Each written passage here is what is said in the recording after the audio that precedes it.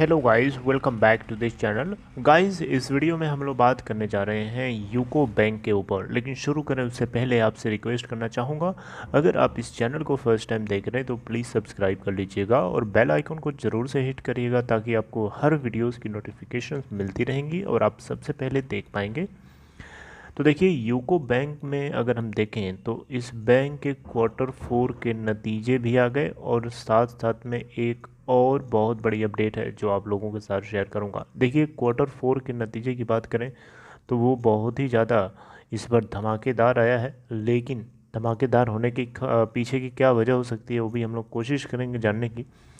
लेकिन इससे पहले मैं आप लोगों से फ्राइडे के स्टेटस को शेयर करना ज़रूरी समझता हूँ। देखिए, फ्राइडे को अगर हम देखें तो 13.65 के ऊपर ओपन हुआ, गैप अप ओपनिंग हुई थी। अगर आप देखें तो इससे पहले वाले दिन का क्लोजिंग प्राइस 13.15 था और 13.65 की ओपन प्राइस के बाद 13.45 का लो बनाता है और 14.05 का हाई भी बनाता है।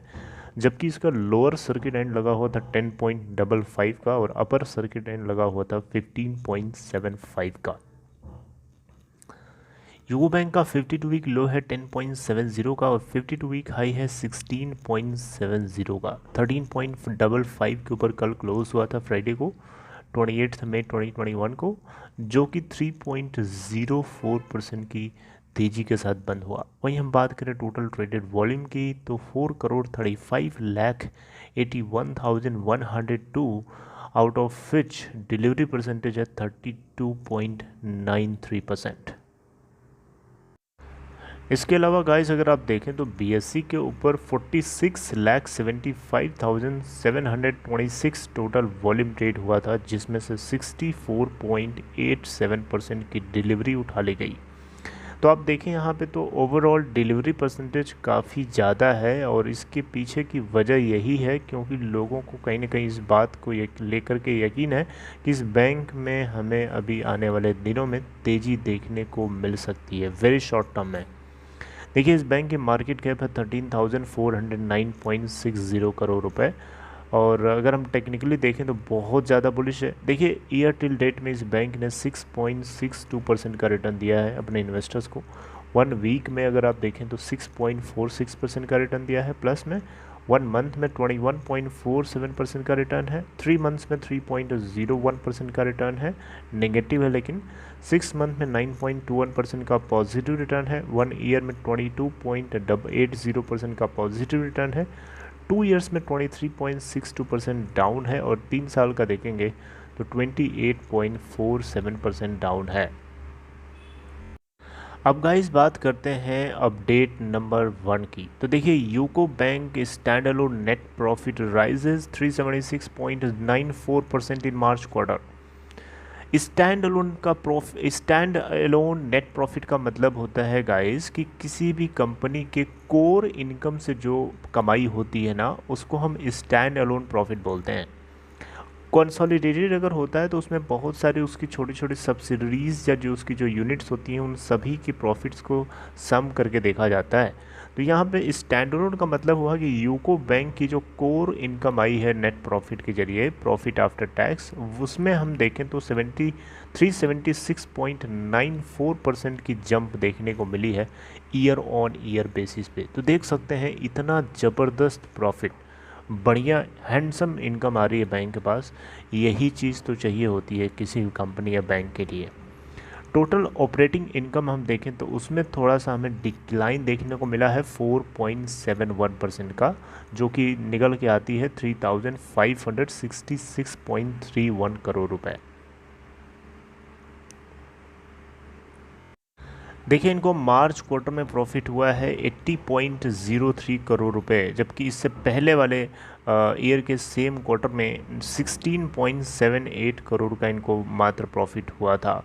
टोटल ऑपरेटिंग इनकम मैंने आपको बता ही दिया 3566.31 करोड़ है, जो कि प्रीवियस ईयर के सेम क्वार्टर से 4.71% डिक्लाइन है, यानी कम है।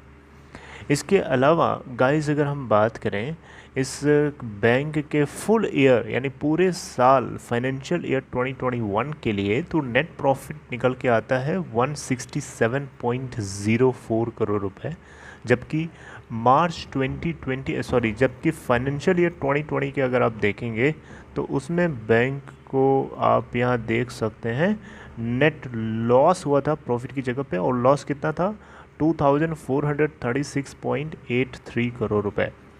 तो देख सकते हैं टोटल ऑपरेटिंग इनकम की बात करें पूरे साल के लिए तो इस बार निकल के आती है 14,446.16 करोड़ रुपए, जबकि पिछली साल अगर आप देखें यानी फाइनेंशियल ईयर 2020 के लिए तो 15,134.34 करोड़ रुपए हुई थी। तो इसमें भी देख सकते हैं टोटल ऑपरेटिंग इनकम में पूरे साल के लिए 4.55% से कमी देखने को मिली है। तो कंक्लूजन क्या है अभी? कंक्लूजन ये है कि बैंक के ऑपरेटिंग इनकम में थोड़ी सी डिक्लाइन देखने को मिली है ईयर ऑन ईयर बेसिस पे। वहीं नेट प्रॉफिट की बात करें तो हमें उसमें जंप देखने को मिला है।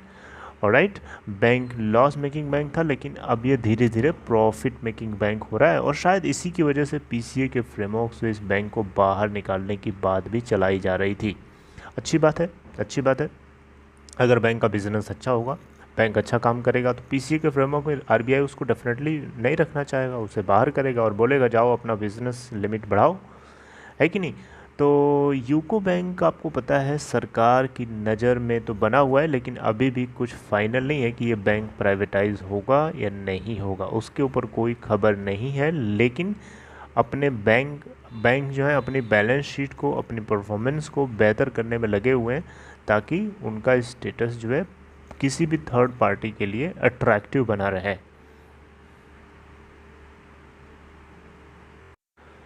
इसके अलावा गाइस एक अपडेट और है। दूसरी अपडेट ये है कि इस बैंक ने बेसिकली सरकार ने इस बैंक के अंदर 2600 करोड़ रुपए का कैपिटल इन्फ्यूजन किया था, आपको मैंने बताया था। तो उसके बदले जो है सरकार को 203 करोड़ प्रेफरेंशियल शेयर्स जो है बैंक ने अलॉट किया है।